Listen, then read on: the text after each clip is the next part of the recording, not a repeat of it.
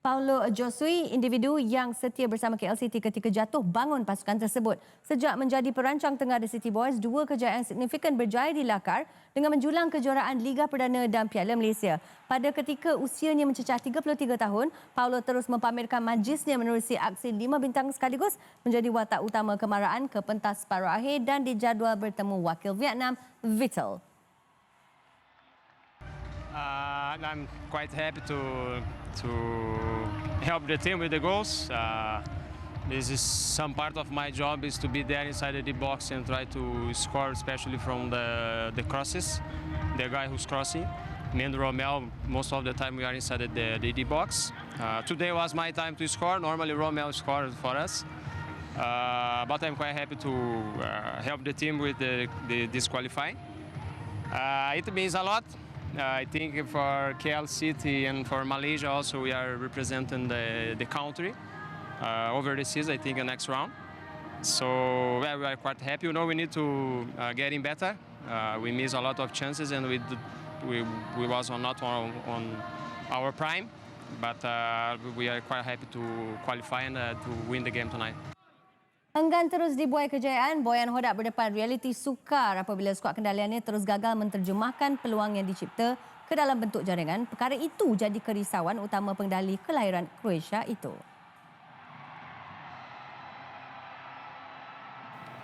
Game was what we expect. They like to have ball possession, and we are team actually that never have ball possession except versus Makassar. And we know that we will have space, that we will create chances. At the end, we create lots of chances. But our biggest problem this year is finishing. Again, today you can see the same problem. So could be 6-1, but could be 2-2 then at the end. So it's important, as I said, important is that our target was to go to next round. We're going to next round. I don't think there is much difference if you are first or second, because at the end, all four teams that staying now are good teams. So it will be tough match, and we're playing away in Vietnam. It will be tough match definitely, but there is no easy teams in the next round. The only problem was this one guy who would just tap the ball in the net. And this guy always costs the most money around the world because it's not easy to do this. In these two games, we really expose ourselves in terms of our game management, and that's something we need to improve. We've got quite a few young heads at the back, but that's no excuse. But I hope for them and for the team that we learn quickly and bring the lessons into our game, which is setting in 3 days' time. Okey, so ini dia kedudukan kumpulan H ketika ini, di mana kekalahan kepada KL City meletakkan Tampines Rovers di tangga terbawah sekali tanpa sebarang mata. Manakala KL City pula berkongsi 4 mata dengan PSM Makassar di tangga pertama dan kedua. Sementara itu, pengendali Kedah Darul Aman FC Aidil Shahrin Zahab berikan pujian kepada barisan pemainnya yang berjaya memastikan mereka layak ke pusingan separuh akhir zon ASEAN kempen Piala AFC 2022. Meskipun turun dengan misi getih berdepan wakil Kemboja semalam, Aidil lega anak buahnya dapat melaksanakan perancangan yang diatur dengan sempurna. Kemenangan besar 5-1 Kedah ke atas Visaka FC itu membolehkan skuad Sang Kenari mengungguli kumpulan G dengan mengetepikan Visaka FC menerusi perbezaan jaringan.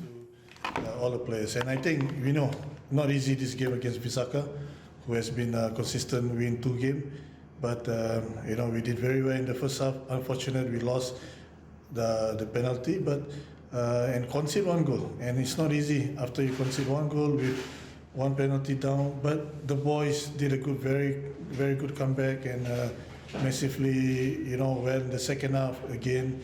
So credit have to give to the players for tonight game. I think I don't want to comment individual. I think Marty did very well. Ronald, Fayad, yes, and also the rest of Sarawat, Marcel. So even backline and Ifwat. So this is football. It's a game football, and I think they work together as a team tonight, and it proves that even whoever scored tonight, they give a very good performance tonight. 3 perlawanan sudah pun berlalu dan Kedah Darul Aman di tangga teratas sekali dengan 6 mata, namun tetap berkongsi mata dengan Visaka dan juga Bali United di tangga kedua dan ketiga.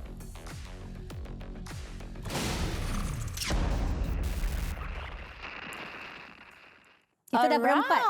Dah berempat dah. Selalunya berempat. kita bawakan laporan mereka saja, tetapi sekarang ni mereka live and exclusive bersama dengan kita di studio. Woohoo! Welcome Carl. Welcome Fat. I excited. I fan girl hari ni, Adeline. Ya, selalu kita cross masa diorang di lokasi je kan. So Okay, sekarang kenalah korang dengan Carl, soalan-soalan kita. Watch out. First question is for you. So kita nak tahulah sebab kenapa big deal sangat untuk pasukan KL ni mara ke pusingan seterusnya, sebab rasanya semalam ke hari ni Astro Arena dekat Instagram ada post tau kata yang what a year for Malaysian football. Betul. So for KL City punya part, apa yang you boleh kongsikan? Okey, baik Dayang. Secara keseluruhan terlebih dahulu, melihat daripada signifikan kejayaan KL City FC dan juga Kedah Darul Aman FC, ianya orang cakap mengimarahkan lagi apa yang dilakukan oleh JDT di peringkat yang lebih tertinggi di saingan Liga Jujur Asia dan juga skuad kebangsaan di dalam saingan Piala Asia. Okey, apa yang kita nak bincangkan mengenai pada pertemuan mengenai KL City FC ini, apabila mereka suka diingatkan beberapa tahun yang lalu mereka beraksi di Liga Perdana dan selepas beraksi begitu konsisten, mereka hadir dalam saingan Liga Super untuk memberikan kesaingan dan mereka julang juga saingan Piala Malaysia bersama dengan coach Boy Hodak dan mengekalkan kumpulan pemain yang sama, dan hari ini mereka hadir pada separuh akhir zona Asia Piala AFC, cukup signifikan untuk kelab penjenamaan KL City FC juga dan juga seluruh pemain tempatan yang membarisi orang cakap setiap kali call up national team, namun sayangnya seperti Zafri Yahya seringkali tercicir nama dalam senarai 23 pemain, tapi itu signifikan sementara KL City ini begitu impaknya besar dalam bola sepak Liga Super Malaysia dan juga pemain-pemain yang akan menjadi kilang utama kepada skuad negara satu hari nanti. Untuk KL City ni kan, it's like the fairy tale lives on. Dia Yeah. tak tamat begitu sahaja, dia Betul. continue. So Yeah. sesuatu yang positif. KL sampai mati lah Fadirul. Tapi bagi Fadirul, Kedah sampai mati. Itu. Sekejap, saya Okey, potong nak sekejap. sambung Saya ya. suka perkataan Carl tadi, mengimarahkan. Ya, saya nak komen tapi dia tengah semangat tadi. So sorry. Yes. Okay, tapi it's really good news sebab bukan saja KL yang mara ke separuh akhir tapi juga Kedah kan. Dan seorang individu ni Mahmud Al-Mardi, dia memang terus bawa impak kepada pasukan Kedah. Dan tapi satu lagi, ada dua soalan lah dalam sekaligus saya tanya ni. Mahmud, dan juga kenapa beza kalau kita tengok persembahan Kedah di Liga Super dan di AFC Cup? Macam agak beza prestasi mereka. Okey. Ya. Baik, pertama sekali kita tengok dululah impak yang diberikan oleh pemain kebangsaan Jordan ini. Mahmud Al-Mardi sebenarnya tidak perlu menunggu lama, cakap tadi, tidak perlu menunggu lama, hanya 3 perlawanan di pentas AFC. Dia tak sebenarnya, Mahmud ni tak sampai lagi di Darul Aman, tidak sampai lagi di Alostar. Setibanya di Malaysia bersama dengan pasukan sebelum ke Bali hanya di Shah Alam. So tak sampai untuk tempoh seminggu kita boleh katakan. Dalam 3 perlawanan, 4 gol, 1 kali hat-trick. Apa lagi yang penyokong Kedah mahukan daripada Mahmud Al-Mardi ini. Dan harus diingat, Mahmud ini juga merupakan pemain yang membantu pasukan juara AFC tahun lepas, iaitu Kelab Bahrain Al-Muharraq FC. So maksudnya, dalam sebelum itu dan juga Dayang, dalam kempen Piala Asia baru ni, kelayakan Piala Asia, Mahmud juga berada dalam skuad Jordan dan turut menjaringkan gol. Maksudnya Kedah memilih dia atas dasar momentum yang tengah baik. Pilihan tepat. Bersama dengan pasukan kebangsaan dia. Yes. Dan sebenarnya Kedah juga sangat-sangat terutamanya penyokong Kedah merindukan individu atau pemain tengah seperti ini. Kali terakhir seingat saya Liridon Krasniki. Yang dapat menggerakkan bahagian tengah selaku general sekaligus membantu bahagian serangan. 3 perlawanan Kedah sudah mencatatkan 9 gol, 2 bolos. Apa lagi sebenarnya penyokong Kedah mahu? Maksudnya Mahmud, sebab utama prestasi mungkin di Piala AFC lebih baik daripada berbanding di Liga Super. lagi satu key dia, Ya. Mahmud dan Ronald dengan Wanja pernah beraksi dalam satu pasukan. So chemistry tu memang pernah ada. Ya. Yes. Dan Stay lagi lagi. satu dan juga Dayang juga Carl, Sandrawat Dethmir ataupun lebih dikenali sebagai Cam. Selalu seorang lagi pemain import yang dibawa masuk oleh Kedah untuk second transfer window ni. Boleh dikatakan sebagai unsung hero ataupun wira tak didendang. Sebab apa? Dalam perlawanan semalam, media Thailand mengklasifikasikan Cam ini ataupun Sarawak ini sebagai pemain yang paling tinggi work rate. Bayangkan 93% ketepatan hantaran dan 96 hantaran disumbangkan oleh Sandrawat Dethmir ini. Jadi 2 kemasukan pemain ini memberikan satu kelegaan buat Aidil Syarin Sahak. Go Kedah. Oh, Kedah. Itu Kedah lah. What Mungkin say kalau- you? Tapi nak tahu jugalah tentang pasukan KL ni. Kita tahu the fairy tale doesn't stop here. Kita nak tahu apa lagi yang maybe boleh mereka lakukan untuk make sure bukan setakat ini sahaja mereka mampu untuk layakkan diri. Maybe boleh ke final nanti. Daripada pandangan Carl sendirilah kan. Dah follow mereka from the start of the campaign sampai ke sekarang.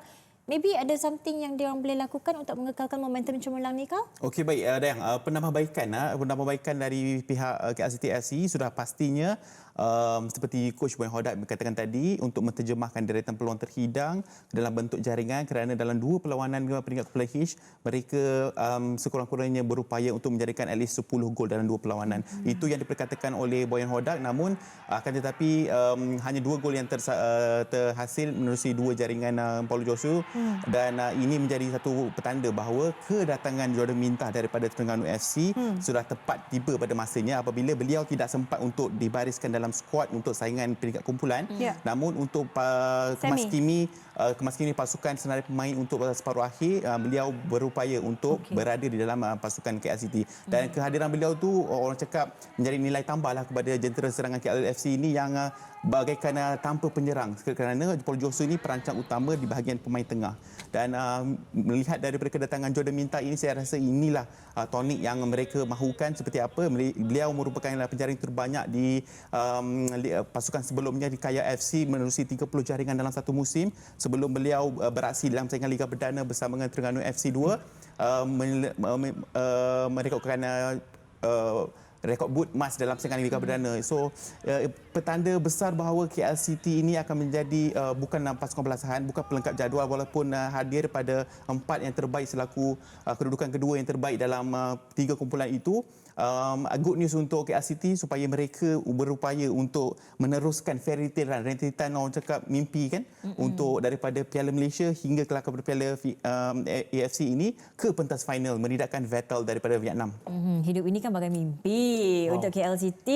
Tapi that answers the question macam lah Wikipedia. Yes. Saya tak tahu Carl rap ke Carl tak ada. Dia buat press conference. Tapi info dia semua memang spot on. Tapi apa yang kita nak sebenarnya, KL Kedah di final. Yes. Itu Yes. best. That's what we want. Okay. Barulah gempak. Tadi Carl dah explain sikit kan pasal KL. So Kedah ni nasib baik untuk Kedah sebab kita dah boleh lihat PSM Makassar. Persembahan mereka macam mana. Betul. Tapi sebenarnya apa peluang Kedah berdepan dengan PSM Makassar? Dan satu lagi lah saya nak tanya Fad. Saya suka buat dua soalan sekali. tak apa. Aidil Syarin Sahak sebelum ni dikatakan mungkin akan direhatkan sebab prestasi di Liga Super. So sekarang lain cerita ke? Okey, baik. Kita mulakan dengan soalan yang pertama mengenai PSM Makassar. Makassar. Setibanya mereka di Malaysia, saya sempat untuk meninjau sesi latihan pasukan kendalian Bernardo Tavares ini. Dan saya sempat untuk berbual dengan Bernardo ini. Untuk makluman, Bernardo merupakan jurulatih baru untuk season ni. Sekarang di Liga Indonesia mereka sedang menjalani pre-season. Baru sahaja Liga belum start lagi. Okey. Yes, dia orang baru saja menghabiskan saingan Piala Presiden, nama kejohanan tu, as a pre-season dia orang. So, Bernardo maklumkan kepada saya bahawa skuad kali ini PSM Makassar ni merupakan berdepan dengan satu transformasi atau perombakan di mana kebanyakannya pemain muda. Dan daripada 4 pemain import season lepas, hanya seorang saja yang dikekal, iaitu kapten mereka. Selainnya, 3 orang lagi itu semuanya import baru, muka baru. Jadi bermaksud apa? Di sini Kedah sepatutnya memiliki kelebihan. Okey. Di atas kita katakan pasukan baru, wajah baru yang perlu di-blend terlebih dahulu oleh Bernardo Tavares yang juga merupakan coach baru untuk PSM Makassar ini. Dan kebanyakan mereka juga, macam saya cakap tadi, dibarisi oleh pemain muda. Okay. Tiada national team Indonesia di dalam skuad PSM Makassar. Itu Kedah yang kelebihan. yes, dan Kedah sepatutnya mengambil peluang. Aidil. Yes. Oh, mengenai Aidil. Aidil. Okey. Ramai Aidil Syarin Sahak. dalam- Yes, ini menarik. Sebelum ini, terutamanya dalam saingan Liga Super, #Aidil out. Yes. Sekarang Sudah ada. Pedas. Dan sekarang, kalau kita tengok komen-komen semalam, mungkin Aidil stay. Hashtag baru. Hashtag baru. Aidil stay. tiba-tiba orang yang #Aidil out tu puji coach. Yes. Malam tadi mesti betul. ramai yang macam tu. Ramai. Jadi kita harus ingat, Aidil Syarin juga pernah membawa Home United Club Singapura sebelum ini ke final zon Asia. Okay. So ada pengalaman di situ. Portfolio Dan- dia sebenarnya yes. memang just nice juga lah Yes. untuk Kedah this time. So saya macam kita bincang tadi, kita harapkan 2 wakil Malaysia di pentas final. who knows? Only God knows. Okey, since diorang dah banyak Nervous. sentuh tentang lawan pasukan Kedah, so untuk KL pula next akan berdepan dengan pasukan Vettel. Macam Vettel. yang kau katakan tadi. Siapa sebenarnya Vettel ni and apa yang kita boleh lakukan untuk make sure diorang tak kan kita, Kal? Itulah. Siapa dia orang kan? Melihat daripada saingan separuh akhir ini, ada new ball game, satu pertandingan yang baru memasuki fasa separuh akhir. Kedua-dua pasukan berpeluang untuk menambahkan jentera serangan mereka seperti yang dilakukan oleh Kuala Lumpur dengan kemasukan Jordan Minta. Namun berbicara mengenai Vettel FC ini, mereka mempunyai pemain muda meningkat naik yang rata usia pemain mudanya dari lingkungan 18 tahun hinggalah ke 24 tahun. Beliau pasukan ini sudah seringkali menjadi satu kilang kepada pasukan yang lebih elite di Liga Tempatan di Vietnam supaya pemain-pemain ini mendapat match fitness yang terbaik. Pada usia belasan tahun mereka sudah pun beraksi 80-90 minit bersama dengan pasukan yang masing-masing. Berbicara mengenai pemain yang harus kita awasi, Joao Paulo Pedro daripada Vettel FC ini sudah pun menjadikan 3 ataupun 4 gol sepanjang 3 perlawanan peringkat kumpulan. Nak rantai dia? Kita harus rantai. Diorang ada trio import Brazil yang berbeza, mempunyai fizikal lebih daripada 5 kaki 9 dan ketinggian dia tahu tau. ketinggian Memang Wikipedia. ketinggian Scary. pemain import daripada Vettel ni harus diwaspadalah, especially KL bolos satu jaringan daripada tandukan melentang Tampines Rovers. So indikasi kelemahan pasukan KL sebenarnya kekuatan pasukan Vettel pada ketika ini. So harus terbalikkan perkara itu. Harap-harap pada Ogos nanti dua pasukan negara akan dapat berantap di pentas final. Yes, itu yang kita Itu yang kita nak. nak. Come on KL, come on Kedah. Tapi apa-apa pun terima kasih kita ucapkan Hero. kepada our unsung heroes. Yes. Kal dan juga Fat. Thank you so Thank you. much. I masih lagi fanatic fangirl diorang. Kal Can't nama believe baru they're here. #Kal Wikipedia. Kal Wikipedia. Kal pengamal